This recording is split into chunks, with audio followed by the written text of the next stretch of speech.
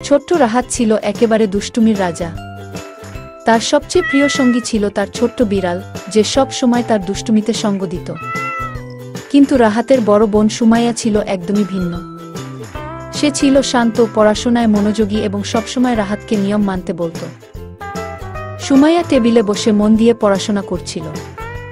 পরীক্ষা সামনে, তাই সে খুব মনোযোগ দিয়ে পড়ছিল। কিন্তু ছোট্ট রাহাত কি চুপচাপ থাকবে? মোটেও না। সে আর তার বিড়াল মিলে নতুন এক দুষ্টুমির প্ল্যান করল। রাহাত বিড়ালটাকে কোলে নিয়ে আস্তে আস্তে সুমাইয়ার কাছে গেল। বিড়ালকে নিয়ে সে চুপি চুপি সুমাইয়ার টেবিলের নিচে ঢুকল।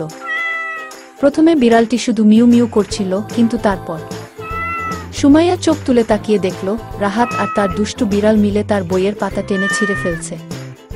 রাহাত, তুমি কি করছো? সুমাইয়া রাগে গর্জে উঠল। কিন্তু রাহাত তো ভীষণ মজায় ছিল। সে হেসে হেসে বলল, এই বইয়ের পাতা তো পুরনো হয়ে গেছে, তাই আমি আর আমার বিড়াল একটু নতুন ডিজাইন করছি। সুমাইয়া এবার সত্যি সত্যি খুব রেগে গেল। সে রাহাতের হাত থেকে বইয়ের ছেঁড়া অংশগুলো কেড়ে নিয়ে বলল, তুমি জানো এটা আমার পরীক্ষার বই ছিল। এদিকে রাহাত আর বিড়াল দুজনেই চুপ। বিড়ালটা ধীরে ধীরে সুমাইয়ার দিকে তাকিয়ে মিউ করে বলল, যেন বলছে, এতে এত রাগ করার কি আছে? সুমাইয়া এবার কিছুটা শান্ত হলো। সে বিড়ালের মাথায় হাত বুলিয়ে বলল, ঠিক আছে, কিন্তু আর যেন বই ছেড়ো না। রাহাত তখনও হাসছিল।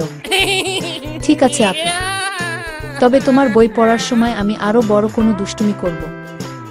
এ কথা শুনে সুমাইয়া হাতের বই রেখে রাহাতকে ধরে ফেলল।